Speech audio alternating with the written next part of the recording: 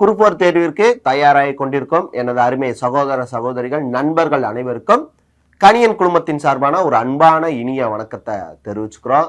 நம்மளுடைய Kaniyan YouTube channel வாயிலாக ஒவ்வொரு பாட வாரியாக உங்களுக்கு கிளாஸஸாக ஃப்ரீயாக கொடுத்துக்கிட்டு இருக்கோம். அதன் அடிப்படையில் இந்திய அரசியலமைப்பில் கிட்டத்தட்ட ஒரு 10 கிளாஸ் கொடுத்துருக்கோம்.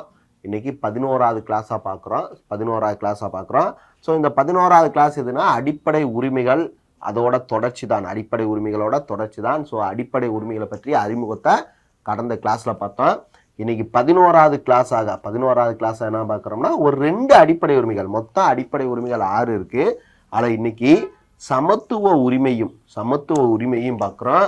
அதேமாரி சுதந்திர உரிமையும் இன்னைக்கு பார்க்குறோம். சமத்துவ உரிமை, சுதந்திர உரிமை, அதில் என்னென்ன ஆர்டிக்கல் சொல்லியிருக்காங்க, அந்த ஆர்டிக்கல் சம்பந்தமான வழக்குகள் ஏதாவது இருக்கா, அந்த வழக்குகள் இருந்தால் அந்த வழக்குகளோட சிறப்பம்சம் என்னது, அதை ஃபுல்லாக இன்னைக்கு உங்களுக்கு எளிமையான முறையில் ஷார்ட் அண்ட் ஸ்வீட்டாக பார்க்கலாம். சரிங்களா? ஸோ இன்னைக்கு ஃபர்ஸ்ட் பாருங்க, சமத்துவ உரிமை. இந்த சமத்துவ உரிமை என்பது சொல்லக்கூடிய ஆர்டிக்கல்னா 14 முதல் 18 வரைக்கும். ஆனால் சமத்துவ உரிமை என்பது இந்த 14 to 18. ஆர்டிக்கல் 14 சட்டத்தின் முன் அனைவரும் சமம் சொல்லுது. 15 பாகுபடுத்துவதை தடை செய்யணும்னு சொல்லுது. அதேமாரி 16 சம வேலை வாய்ப்பு கொடுங்கன்னு சொல்லுது. 17 தீண்டாமையை ஒழிக்கணும்னு சொல்லுது. அதேமாரி 18 பட்டங்களை ஒழிக்கணும்னு சொல்லுது. ஸோ இது என்னென்ன சொல்லியிருக்கு, இந்த விதிகள்லாம் என்னென்ன சொல்லியிருக்குன்ட்டு கொஞ்சம் எலாபரேட்டாக நம்ம கிளாஸில் பார்ப்போம். ஃபர்ஸ்ட் ஆர்டிகல் பாருங்க, ஆர்டிகல் 14 சட்டப்பிரிவு 14 என்ன சொல்லுதுன்னா, சட்டத்தின் முன் அனைவரும் சமம். அது மட்டுமா இந்த ஆர்டிகல் சொல்லுது? ஆர்டிகல் 14 சட்டத்தின் முன் அனைவருக்கும் சம பாதுகாப்பு. இந்த 2 விஷயத்த ஆர்டிகல் 14 சொல்லுது. நம்மளுடைய இந்திய அரசியலமைப்பு மொத்தமா 60 நாட்டு அரசியலமைப்பு எடுத்து படிச்சோம் சொன்னோம், ரைட்டுங்களா? அப்படின்னா சட்டத்தின் முன் அனைவரும் சமம்னு ஒரு மூலத்தை எந்த நாட்டுல இருந்து எடுத்தோம்னா இங்கிலாந்து நாட்டுல இருந்து எடுத்தோம். அதே மாதிரி சட்டத்தின் முன் அனைவருக்கும் சம பாதுகாப்பு, சட்டத்துக்கு முன்னாடி அனைவருக்கும் சம பாதுகாப்பு என்ற ஒரு மூலத்தை அமெரிக்கால இருந்து எடுத்தோம். சட்டத்தின் முன் அனைவருக்கும் சம பாதுகாப்பு என்ற மூலத்தை எங்க இருந்து எடுத்தோம்? அமெரிக்காவில இருந்து எடுத்தோம். சரிங்களா? ஸோ இதுல வந்து பாத்தீங்கன்னா அப்ப நான் சட்டத்தின் முன் அனைவரும் சமம் பாதுகாப்புன்னு சொல்லிட்டீங்க. அப்ப நான் எல்லாருக்குமே இதே மாதிரி நடக்குதுன்னா, எல்லாருக்குமே இப்படியே சட்டத்தின் முன் அனைவரும் சமம், சட்டத்தின் முன் அனைவருக்கும் சம பாதுகாப்பா கொடுக்குறாங்கன்னா ஒரு சில விதி விலக்குகள் இருக்கு. ஒரு சில விதி விலக்கு. யார் யாருக்கெல்லாம் விதி விலக்கு? உயர் பதவியில் இருக்கக்கூடிய குடியரசுத் தலைவருக்கு விதி விலக்கு இருக்கு. அதே மாதிரி பாத்தீங்க மாநில ஆளுநருக்கு விதி விலக்கு இருக்கு. சரிங்களா? ஸோ இவங்களாம் உயர் பதவியில் இருக்கிறதுக்காக இவங்களுக்கு வந்து சட்டத்தின் முன் சம பாதுகாப்பு தான் இவங்களுக்கு பாதுகாப்பு அதிகமாக இருக்கும். அதே மாதிரி பாத்தீங்கன்னா சட்டத்தின் முன் அனைவரும் சமம்னா எல்லாரும் சமம் தான். ஆனா இவங்களுக்குலாம் ஒரு சில விதி விலக்குகள் இருக்கு.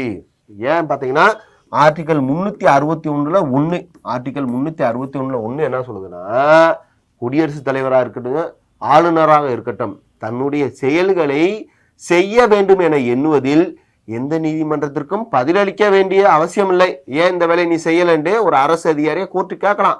ஆனா ஆளுநரவோ குடியரசுத் தலைவர் கேட்க முடியாது. ஏன்னா அவங்கள உயர் பதவி, இந்தியாவில மிக உயர்ந்த பதவி குடியரசுத் தலைவர். அதை சொல்லக்கூடிய ஆர்டிகல் என்னது? 361 தன்னுடைய செயல்களை செய்ய வேண்டும் என எண்ணுவதில் எந்த நீதிமன்றத்திற்கும் பதில் அளிக்க வேண்டிய அவசியம் இல்லை.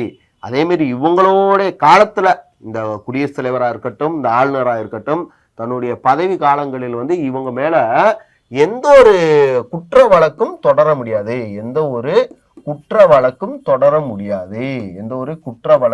தொடரவே முடியாது. சரிங்களா?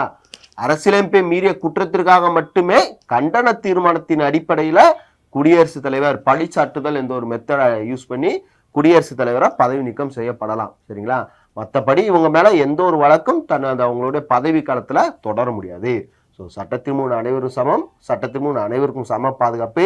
இது விதி விலக்குன்னு பார்த்தீங்கன்னா குடியரசுத் தலைவர், ஆளுநர், இவங்கெல்லாம் விதி விலக்கானவங்க. சரிங்களா? சட்டத்தின் ஆட்சி என்ற பதம் வந்து யாரால் உருவாக்கப்பட்டுச்சுன்னா ஏவி டைசி என்பவரால் சட்டத்தின் ஆட்சி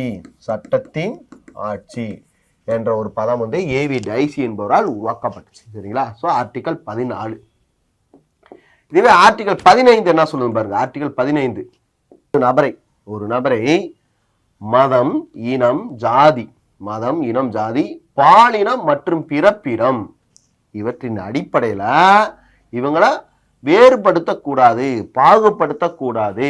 சரிங்களா? சோ எந்த ஒரு மனிதனையும் மதத்தாலவோ இனத்தாலவோ ஜாதியாலேயோ அவருடைய ஆண் பெண் மூன்றாம் பாலினம் என்ற பாலினத்தாலவோ அல்லது பிறப்பிடம், நீ அந்த ஊர்ல பிறந்திருக்க, நீ அந்த மாநிலத்தை பிறந்திருக்க அப்படின்ட்டு பிறப்பிடம் சார்வோ யாருமே பாகுபடுத்த கூடாதுன்னு சொல்றாங்க. சரிங்களா? இதுல இன்னொன்று பாருங்க, 15(1) ஸ்கூல் புக்ல இருக்கு. ஆர்டிகல் 15(1) என்ன சொல்லும் பார்த்தீங்கன்னா, இதே பாகுபடுத்துவதை தடை செய்கிறது. பாகுபடுத்துவதை தடை செய்கிறதுனா 15(1) ஆர்டிகல், பாகுபடுத்துவதை தடை செய்யும் ஆர்டிகல். இந்த ஆர்டிகல் 15 ஏற்கனவே பார்த்ததான ஆர்டிகல் 15 போன கிளாஸ்ல பார்த்திருப்போம்.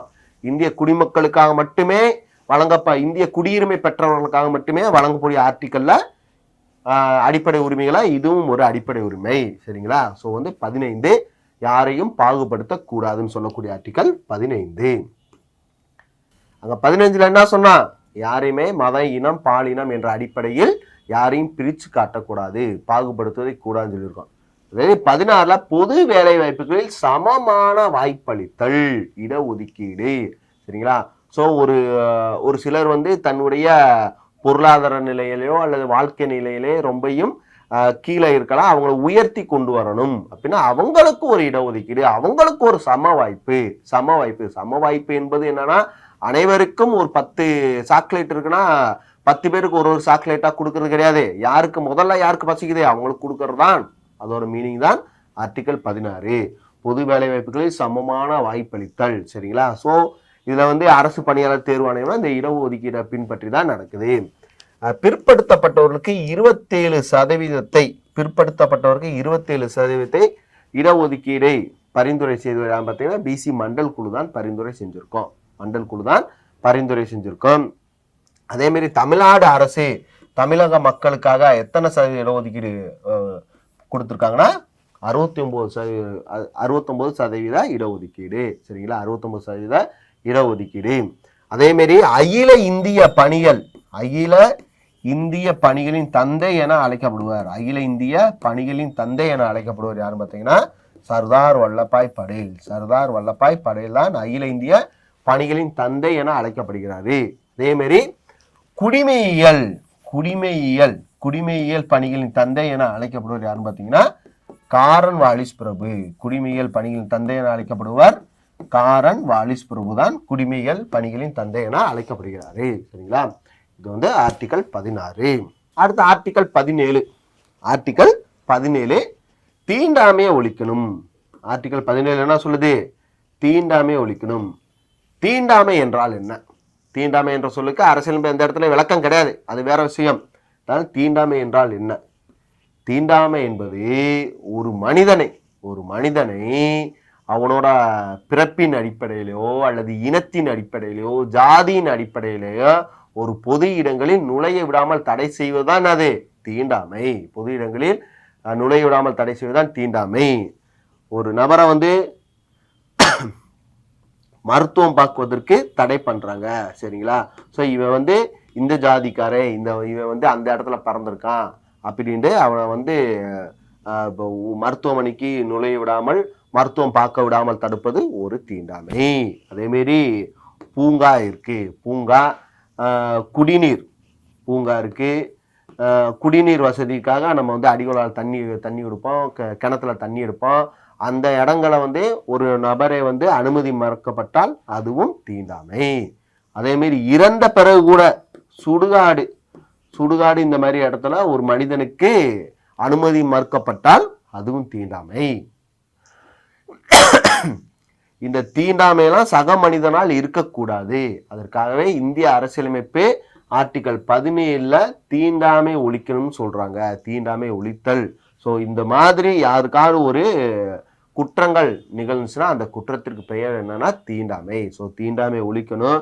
அதன் அடிப்படையில் 1955 நம்மளுடைய இந்திய அரசாங்கம் தீண்டாமை ஒழிப்பு சட்டம் என்ற ஒரு சட்டத்தை இயற்றியுள்ளது. தீண்டாமை ஒழிப்பு சட்டத்தை இயற்றிருக்கு. இதே சட்டத்தை, தீண்டாமை ஒழிப்பு சட்டத்தை 1955 ஏற்றுனாங்களா, அதுக்கப்புறம் இந்த சட்டத்தை 1976ல மனித உரிமை பாதுகாப்பு சட்டம், மனித உரிமைகள் பாதுகாப்பு சட்டம், மனித உரிமைகள் பாதுகாப்பு சட்டம் என பெயர் மாற்றம் பண்ணியிருக்காங்க. மனித உரிமைகள் பாதுகாப்பு சட்டம் என பெயர் மாற்றம் பண்ணியிருக்காங்க. இந்த மனித உரிமை தினம் என்னைக்கு? மனித உரிமை தினம் என்னைக்கு? டிசம்பர் 10. டிசம்பர் 10 மனித உரிமை தினம். டிசம்பர் 10 என்ன தினம்? மனித உரிமைகள் தினம். சரிங்களா? அடுத்த ஆர்டிகல் 18. ஆர்டிகல் 18 என்ன சொல்லுங்க பாருங்க. பட்டங்களை நீக்குதல். எந்த பட்டங்கள் பாருங்க? ராணுவம், கல்விசார் பட்டங்களை தவிர பிற பட்டங்களை ஒழிக்கிறோம். 1950 இந்திய அரசியலமைப்பு நடைமுறைக்கு வந்துச்சா? அதுக்கு முன்னாடி சுதந்திரத்துக்கு முன்பே ஒரு சில நபர்களுக்கு ஆங்கில அரசு பட்டம் கொடுத்துருக்கோம். அந்த பட்டங்கள்லாம் அவங்க அப்ப என்ன தெரியுமா, பெரிய மனிதர்களாக கருதப்பட்டிருப்பாங்க.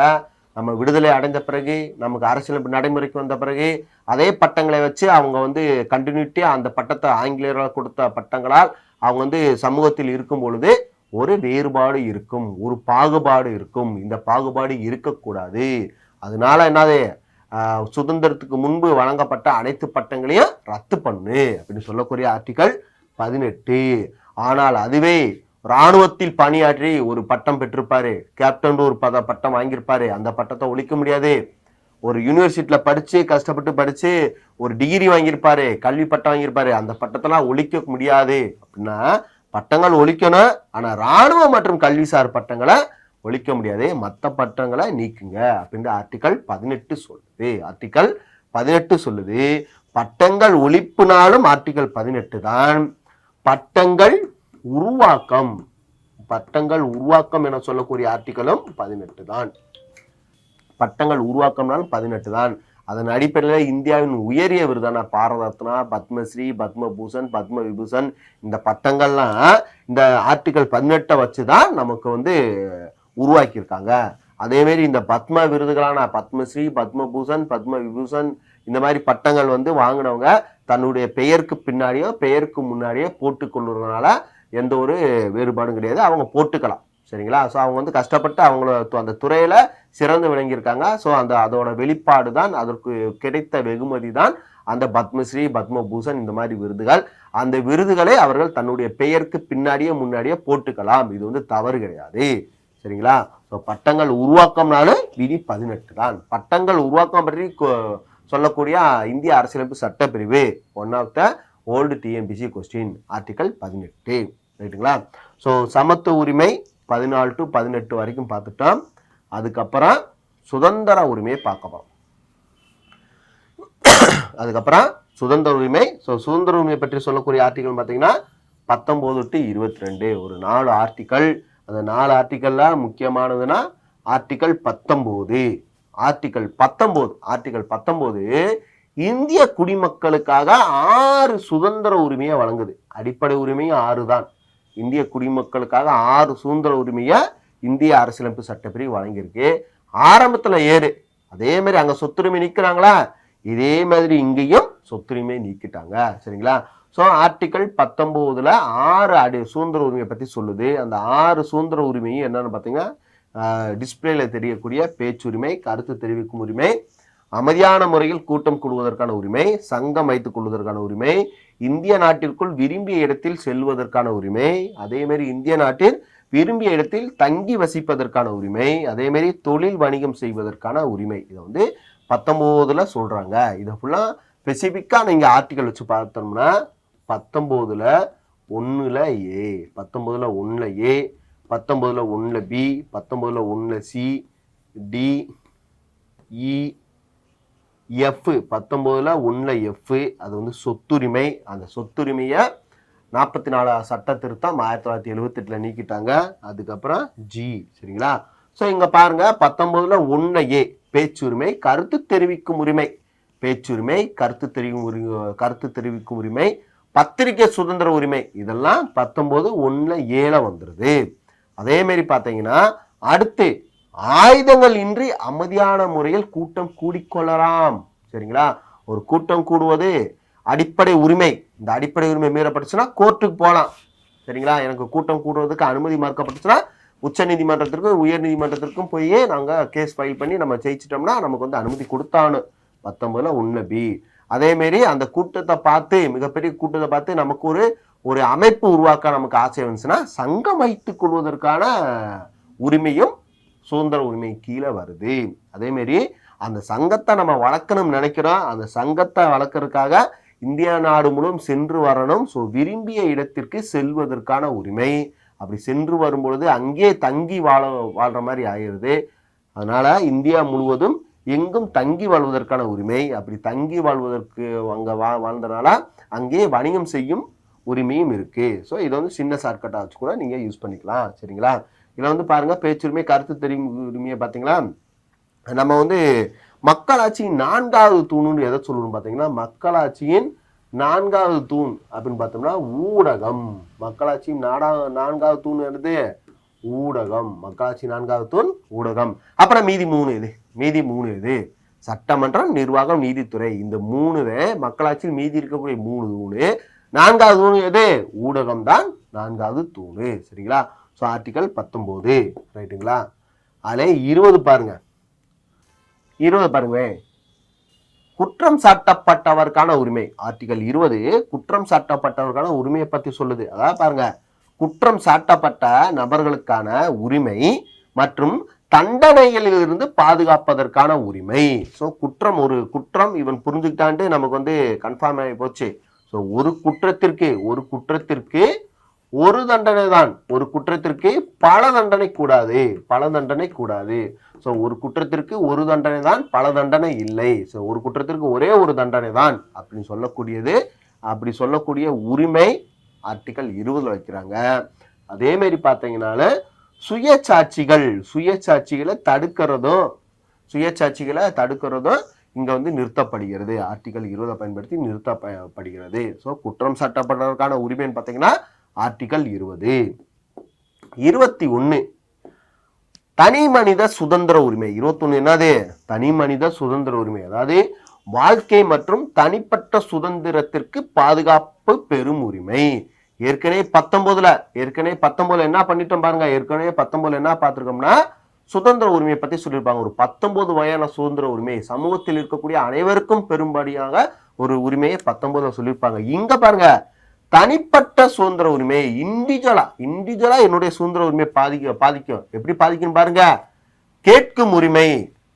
ஊர்ல நிறைய சவுண்ட் வச்சு ரேடியோ போடுவாங்க. ஸோ அந்த இடத்துல வந்து நமக்கு செவித்திறன் பாதிக்கப்படும். ஸோ கேட்கும் உரிமை, தகவல் உரிமை, கேட்கும் உரிமை, ஒளி மாசில்லா உரிமை. அதுக்கப்புறம் சுத்தமான குடிநீர் பெறுதல்.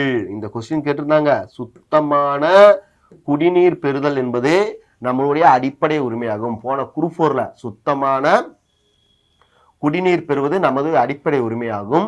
இது எந்த சட்டப்பிரிவின் கீழ் வருகிறது அப்படின்னு ஒரு கொஸ்டின் கேட்டுறாங்க. ஸோ சுத்தமான குடிநீர் பெறுவது என்பது தனிப்பட்ட சுதந்திர உரிமை, தனி மனித சுதந்திர உரிமை அப்படின்னு சொல்லக்கூடிய ஆர்டிகல் 21. இங்க பாருங்க, தகவல் உரிமை, கேட்கும் உரிமை, ஒளி மாசில்லா உரிமை, சுத்தமான குடிநீர் பெறுவதற்கான உரிமை, அதுக்கப்புறம் தகனத்திற்கான உரிமை, இப்படி நிறைய உரிமைகள் கொடுத்துருக்காங்க. அந்த உரிமைகள்லாம் தனி மனித சுதந்திரத்துக்கு கீழே வருது. அந்த உரிமைகள் எல்லாம் இதுல வருது, தனி மனித சுதந்திரத்துக்கு கீழே வருது. இப்ப பாருங்க, விதி 19 பார்த்தோம், விதி 19 பார்த்தோம், விதி 20 பார்த்தோம், விதி 21, 3 விதி பார்த்துட்டோம். இப்ப நான் 19 என்பது சுதந்திர உரிமை. தேசிய அவசர நிலை பற்றி சொல்லக்கூடிய ஆர்டிகல் 352. அந்த விதி 352 செயல்பாடுல இருக்குன்னு வச்சுக்க. தேசிய அவசர நிலை நம்ம நாட்டுல செயல்படுத்திட்டாங்கன்னா அப்ப என்ன பண்ணலாம்னா விதி 19 சுதந்திர உரிமை நிறுத்தி வைக்கப்படும். விதி 19 சுதந்திர உரிமை நிறுத்தி வைக்கப்பட முடியும். சரியா? சோ அந்த தேசிய அவசர நிலையில பார்த்தீங்கன்னா விதி 19 ஏற்கனவே என்ன சொல்லுது? கருத்து தெரிவிக்கும் உரிமை, பத்திரிகை சுதந்திர உரிமை, சங்கம் வைத்துக் கொள்வதற்கான உரிமை, ஆயுதங்களின்றி கூட்டம் கூடுவதற்கான உரிமை. இந்த மாதிரி ஒரு 6 வகையான உரிமையை சொல்லுது பாருங்க. அந்த டயத்துல போய் நம்ம போர் மற்றும் யுத்தத்தின் காரணமாக தேசிய அவசர நிலை இருக்கு. அந்த டயத்துல போய் நான் ஒரு சங்கம் வைக்க போறேன், நான் கூட்டம் கூடி ஆயுதங்கள் கூட்டம் கொடுப்போம்னா கூட்டத்துக்கு அனுமதி கொடுப்பாங்களா? கொடுக்க முடியாது. ஸோ 352 செயல்பாடில் இருக்கும்போது விதி 19 நிறுத்தி வைக்கப்படும். சரிங்களா? அப்படி சொல்லக்கூடிய விதின்னு பார்த்தீங்கன்னா 358. அப்படி சொல்லக்கூடிய ஆர்டிக்கல் என்ன பார்த்தீங்கன்னா 358. அதே மாதிரி 352 செயல்பாடில் இருக்கும் பொழுது தேசிய நிலையின் போது விதி 2021 குற்றம் சாட்டப்பட்டவர்களான உரிமையும் சரி, தனி மனித சுதந்திர உரிமையும் சரி, இதை நிறுத்தி வைக்க இயலாது. எந்த விதியை மட்டும்தான் நிறுத்தி வைக்க முடியும்? விதி 19 மட்டும்தான் நிறுத்தி வைக்க முடியும். அது ஸ்பெசிபிக்கா 20யும் 21யும் நிறுத்தி வைக்க இயலாது. அப்படி சொல்லக்கூடிய ஆர்டிகல் பாத்தீங்கன்னா 359. சரிங்களா? ஸோ இந்த இதெல்லாம் பார்த்துக்கணும். இந்த இதெல்லாம் நீங்க பார்த்துக்கணும். இது விதி 21 தனி மனித சுதந்திர உரிமை. அதுல சட்டப்பிரிவு 21A அரசியலமைப்புல புதிதாக இணைக்கப்பட்ட உரிமை, புதிதாக இணைக்கப்பட்ட விதி தொடக்க கல்வி பெறுவதற்கான உரிமை. 6 முதல் 14 வயதுக்குட்பட்ட குழந்தைகள், 6 முதல் 14 வயதுக்குட்பட்ட குழந்தைகளுக்கு இலவச கட்டாய கல்வி கொடுக்கணும். இலவச கட்டாய கல்வி கொடுக்கணும் அப்படின்ட்டு ஆர்டிகல் 45 சொல்லும். அரசுக்கு வழிகாட்டு நெறிமுறை கோட்பாடுகள். அதன் அடிப்படையில விதி 21A பகுதி 3ல புதியதாக ஒரு விதியை உருவாக்கி அதை எப்படி சொல்றாங்க? 6 முதல் 14 வயதுப்பட்ட குழந்தைகளுக்கு இலவச கட்டாய கல்வி பெறும் உரிமை, தொடக்க கல்வி பெறும் உரிமை அப்படின்னு விதி 21A கொண்டு வந்திருக்காங்க. இது எந்த அமெண்ட்மெண்ட், எந்த சட்ட திருத்தத்தின் மூலம் கொண்டு வந்தாங்கன்னா 86வது சட்ட திருத்தம் 2002 படிதான் கல்வி உரிமை, தொடக்க கல்வி பெறும் உரிமை அப்படின்னு ஒரு உரிமையா நம்மளுடைய இந்திய அரசியல் சேர்த்துக்கிட்டாங்க. ஸோ இந்த கல்வி என்பது ஒரு உரிமை அப்படின்ட்டு யார் பரிந்துரை செஞ்சிருப்பாருன்னா ஆச்சாரிய ராமமூர்த்தி. கல்வி என்பது ஒரு உரிமை, கல்வி உரிமையை பரிந்துரை செய்தவர் பார்த்தீங்கன்னா ஆச்சாரிய ராமமூர்த்தி என்பவர் தான் பரிந்துரை பண்ணியிருப்பாரு. இந்த தொடக்க கல்வி பெறும் உரிமை கல்வி சம்பந்தமாக நம்ம இந்திய அரசு நிறைய சட்டங்கள் இயற்றிருக்கு. அதுல முக்கியமான இதெல்லாம் பார்த்தோம்னா 1948, 49ல பல்கலைக்கழக மானிய குழு பார்த்தீங்கன்னா தாய்மொழி கற்றலை வலியுறுச்சு. தாய்மொழி கற்றல், சரிங்களா? ஒரு சிறு குழந்தை, மழலை பேச்சில் இருக்கக்கூடிய ஒரு குழந்தை ஆரம்ப கல்வியை, தொடக்க கல்வியை தன்னுடைய தாய்மொழியில் கற்றால் மட்டுமே சிறப்பாக இருக்கும் அப்படின்ட்டு பல்கலைக்கழக மானிய குழு சொல்லுச்சு. சரிங்களா? அதுக்கப்புறம் 1968ல கல்விக் கொள்கை வந்துச்சு. 1986ல புதிய தேசிய கல்விக் கொள்கை வந்துச்சு. 1992ல தேசிய கல்விக் கொள்கை திருத்தம் வந்துச்சு. 1992ல தேசிய கல்விக் கொள்கை திருத்தம் வந்துச்சு.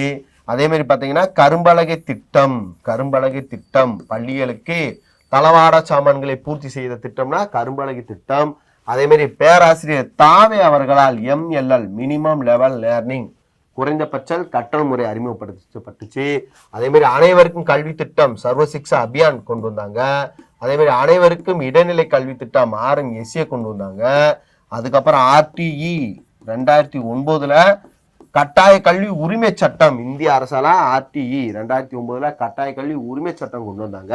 அதே மாதிரி தமிழ்நாடு கட்டாய கல்வி உரிமை சட்டம் பாத்தீங்கன்னா 2011ல தமிழ்நாடு கட்டாய கல்வி உரிமை சட்டம், ரைட் டு எஜுகேஷன் ஆக்ட் கொண்டு வந்தாங்க. சரிங்களா? இதெல்லாம் தொடக்க கல்வி பெறும் உரிமைக்கான விதி 21. அடுத்து விதி 22, சட்டப்பிரிவு 22, ஆர்டிகல் 22 என்ன சொல்லுதுன்னா, சில வழக்குகளில் கைது செய்து தடுப்பு காவலில் வைப்பதற்கு எதிரான பாதுகாப்பு உரிமை. அதாவது கைது செய்யப்பட்டவருக்கான உரிமை. ஒரு நபரை கைது செய்ய போகிறதுக்கு முன்னாடி கைது செய்யறதுக்கு அவர்கிட்ட போய் கைதுக்கான காரணம் தெரிவிக்க வேண்டும். கைதுக்கான காரணத்தை தெரிவிக்க வேண்டும். அப்படி காரணத்தை தெரிவிச்சாலும் பிடி வாரண்ட், அரெஸ்ட் வாரண்டா அவர்கிட்ட காமிக்கணும். அதே மாதிரி அவர் நினைச்சாருன்னு அவர் என்னுடைய வக்கீல் வழக்கறிஞர்கிட்ட நானே பேசணும்னு நினைக்கிறேன்னு அவர் சொன்னாலும் அவருக்கு வழக்கறிஞர்கிட்ட பேசுவதற்கு அனுமதி கொடுக்கணும். அதே மாதிரி முக்கியமான நாளாக என்னன்னா, அவர் கைது செய்யப்பட்டிலிருந்து 24 மணி நேரத்திற்குள் நீதிபதி கிட்ட ஆஜர்படுத்திருக்க வேண்டும். இதெல்லாம் கைது செய்யப்பட்டவருக்கான உரிமை. இந்த தடுப்பு காவல் இருக்கு பாருங்க, தடுப்பு காவல் என்பது என்னது? 3 மாதம் தான் தடுப்பு காவல். அந்த தடுப்பு காவல் என்பது 3 மாதத்துக்கு பதிலாக 2 மாசமா குறைச்சிட்டாங்க. இருந்தாலும் 3 மாதமாக தான் தற்போது வரை நடைமுறையில் இருக்கு. சரிங்களா? இதுதான் என்னது சுதந்திர உரிமை. இதுதான் சுதந்திர உரிமை. ஸோ இன்னைக்கு கிளாஸ்ல சமத்துவ உரிமையும் சுதந்திர உரிமையும் பார்த்துட்டோம். நீ அடுத்தடுத்த கிளாஸ்ல மீதி இருக்கக்கூடிய உரிமைகளை பார்ப்பான். எங்களோடு இணைந்திருங்கள். கணியன் குழுமம் உங்கள் வெற்றிக்கு என்றும் துணை நிற்கும் சொல்லிட்டு காணொலியிலிருந்து விடைபெறுகிறேன். நன்றி, வணக்கம்.